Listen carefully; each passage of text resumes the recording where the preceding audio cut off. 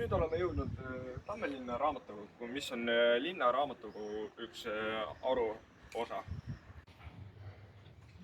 Siin saab moonutada erinevaid filme, muusikat ja loomamänge.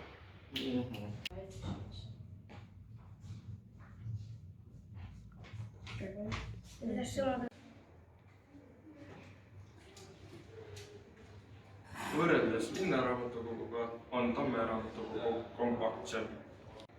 Siin on soovijatel võimalik kasutada paljundusmasinat ja arvutit. Praegu on siin suvelugemisprogramm, kuhu saab igaüks panna oma suvel loetud raamatuid. Siin on tihti erinevaid näituseid. Tere! Oleme jõudnud teisele korrusele. Vasakult kätt on eesti kirjandus, väliskirjandus ja teabekirjandus. Ma lihtsalt filmin seda trallalla näitab.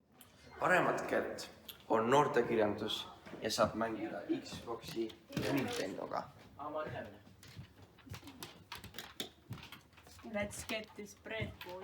Appi, see on Nikolai. See on puhkeruum. Siin saab istuda, mängida laomänge ja õmmelda. Tamme harukogul on ka virtuaalreaalsuse prillid, millega siin mängida saab. Mis ta mängib? Ma üritan seda tööle, Seda ruumi saab ka broneerida sõpradega koos olemiseks, mängimiseks või ükskõik mida tegemiseks. 3 asja, mis algab R-tähega. Rasmus, riiul, raha.